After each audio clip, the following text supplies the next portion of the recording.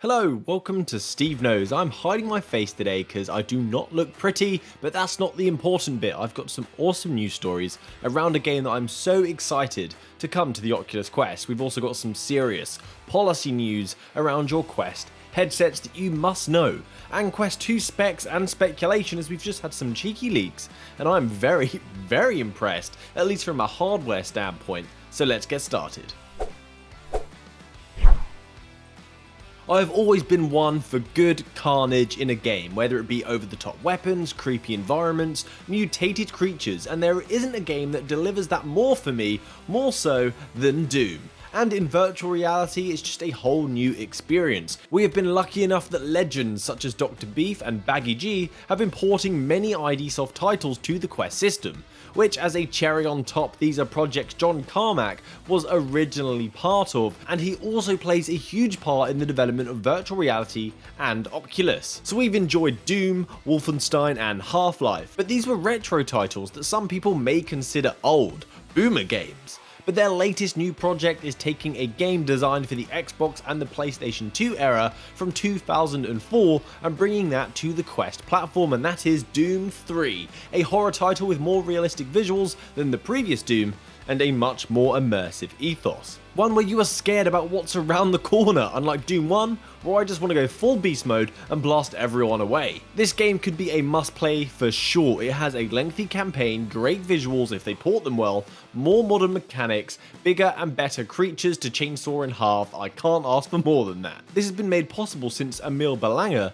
made adjustments to Doom 3's engine, the ID Tech 4, making use of multi-threading, which allowed them to increase the frame rate for virtual reality. This is a big day for the original virtual reality backers in 2012 when the first Oculus was promised to be packaged with Doom 3 and it never did. Well, better late than never. I personally am so excited for this title. For me, at least from my memory anyway, this game could be the best single player title on the Quest and it's expected to be out in the winter of 2020 to 2021. So now I don't like normally spreading negative news, it's very saddening, but with all that's going on right now, I feel like I have a duty to inform you guys about what's going on in the virtual reality space, warts and all. So by now you may have heard Oculus are expecting you to sign in with a Facebook account starting from October 8th on all new devices, which will be very important for a point I'll make later. So for existing users, you'll have until 2023. Along with this, there's been a ton of policy updates that you may have received, and even countries have been pushing back, such as the EU and Germany in particular, to do with Facebook and Oculus's data use. Well, one of the solutions people would sarcastically write in the comment section would be create a fake account for your headset. I was skeptical about this. I did wonder, are Facebook going to allow potentially millions of fake accounts where they can't associate that data to somebody and be able to target you with content? That just doesn't sound right.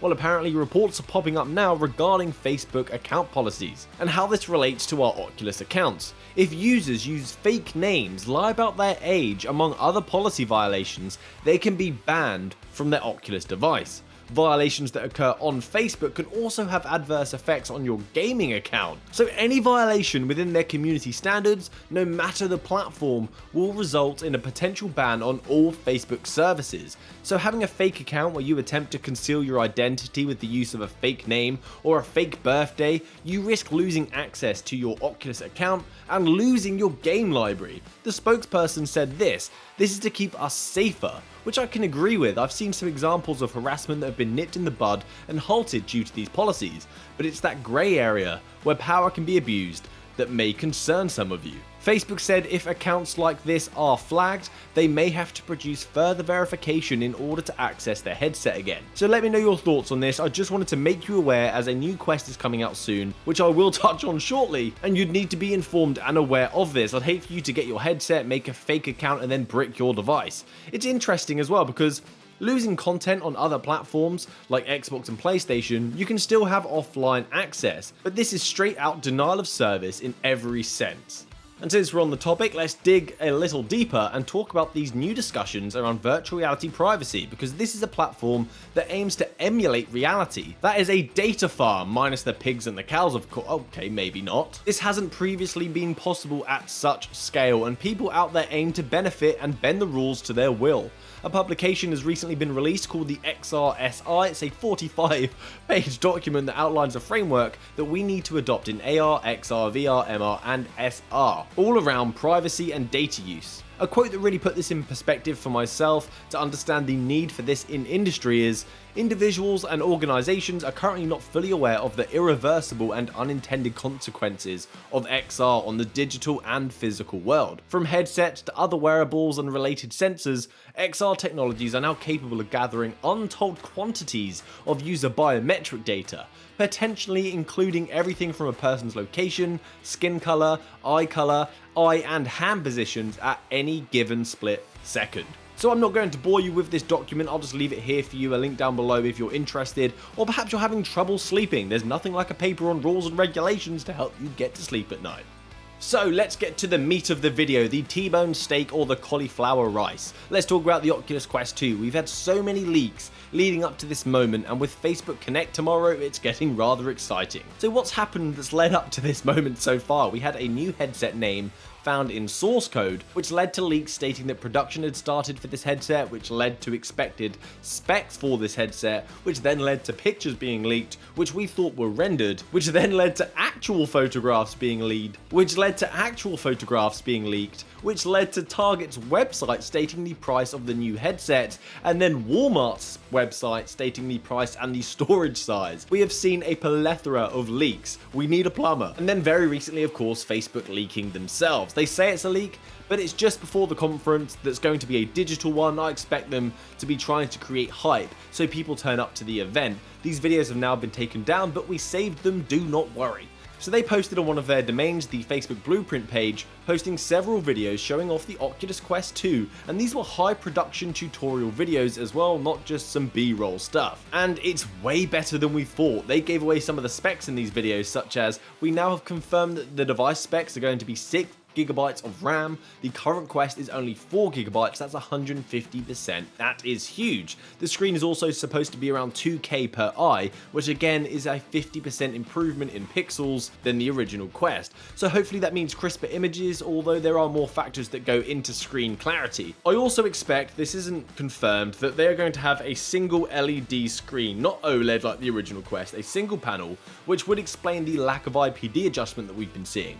This would also help with keeping the cost down too. Probably the most impressive thing about this device is it's going to be rocking a Qualcomm XR2, which I have to admit, I really didn't expect this. For this chip to be in this headset, especially for the expected price point, I'm really shocked. This chip has been designed specifically for the mixed reality industry. This chip can allow up to 7 concurrent cameras, which the Quest only has 4. It can also output 360 videos in 8K, but we will have a near 4K panel, so more than enough. This image here compares the Snapdragon 835, the current Quest hardware, against the XR2. We have 2 times the performance for GPU and CPU performance, so I am hoping for higher resolutions and higher frame rates. They did say at OC6 that the Quest is actually capable of 90 Hz, but it's locked in at 72. Although in this advert we didn't see much in terms of field of view or frame rate in these leaked videos. I'm not sure if that's because the audience that they're trying to advertise to is less familiar with those concepts. They'll be more familiar with memory size and resolution, that's more commonplace. So this chip also allows for 4 times the pixel output for a video compared to the 835, 6 times the native resolution, and 11 times more AI capability. Something that wasn't touched on is the XR2 chip supports 5G capabilities, so I'd love to hear about what's going on in that space, and I'm hoping this device is also going to have Wi-Fi 6, because that would mean we might get a wireless Oculus Link that would only be compatible for newer devices, so let's see. Please let me know how you feel about this device. I'm taken back, I did not expect such an upgrade. I'll be picking one of these up, of course, so I can show you guys what it has to offer once it's here. These videos do not show off the price point, but from multiple sources we've seen $299 for a 64GB model and $399 for a 256GB model, which is incredibly cheap when you factor in the 64GB model for the original Quest just 18 months ago was $399. If all this is true, it's a literal game changer for virtual reality, making it affordable and more powerful just before the holiday season, on a device that really is fantastic. Oculus, they have nailed this niche device in virtual reality. But of course it's painful to hear for people who just bought their headset for sure. I don't expect you guys to be missing out in any way, because at Oculus at OC6, they did say that devices should be forward compatible. But can we trust Facebook on any word that they say? Please be aware though, if this device is this cheap in monetary terms, what's the true cost? As we know, Facebook will be gathering tons of data on every Oculus device owner and using it to target them with content. And who knows what else in the future. I do find it amusing that all this bad news is coming out around Oculus, and then they're like, check out this crazy upgrade for our new headset, and are emailing people free Oculus gift vouchers, just trying to calm down the herd. Please take this with a pinch of salt. I do not know if this is true, because the design work on this packaging does look kind of sketchy. Like the font on Quest 2 and the positioning of it just doesn't seem quite right to me. It also looks like an image just been taken off online and plopped into the middle of the box, but you never know, so please take this with a grain of salt. But what's interesting is these boxes always show content that you can use on the device. And on this box, we see some new games that haven't even been announced yet, such as Population 1. We know that that's coming soon. We also have Climb 2 and Jurassic Aftermath. Population 1 being a battle royale game that many people have been beta testing, and it's had incredible community feedback. It's got great visuals, fun gameplay, and I look forward to this one being on this system for sure. We also have a sequel to The Climb 2, a beloved title that people were going crazy for leading up to the release of it, because we had a crazy long delay on that title before it got finally released on the Quest. Everyone was like, where are you? But a sequel to this game is coming, so expect nicer visuals due to learning from previous optimization techniques and challenges, with more bigger, lavish environments, perhaps even more game modes too. There's also Jurassic Park Aftermath if you're into your dinos. We also get a nice cheeky shot of what's coming in the box, which is it's what we expect, it's what we had originally, such as batteries, remotes, the headset, a glasses spacer, charger, and a cable. And finally, a shout out to Dominic who sent me this one. Ubisoft have posted a job offering on their website for a senior level artist for an unannounced virtual reality project. So they are looking to build a team for a secret virtual reality project. I'm hoping it could be completely unrelated, but perhaps they could build upon the Far Cry VR that's coming out in VR Arcade, so we get a full lengthy campaign and online for that title. It says we're creating a brand new team to work on an unannounced AAA VR project. You will work on cutting edge virtual reality technologies on one of Ubisoft's great IPs. Ooh, so it's an existing franchise, one of their great intellectual properties. So what could that be? Comment down below what you think this game could be. I genuinely have no idea. I'm hoping it could be Far Cry. Well, that's it from me today, guys. Thanks for watching to the end of the video, getting caught up on the latest and greatest in the virtual reality space. Please subscribe to the channel. It brings me one step closer to the dream of doing this for life. So happy gaming, guys. Good day.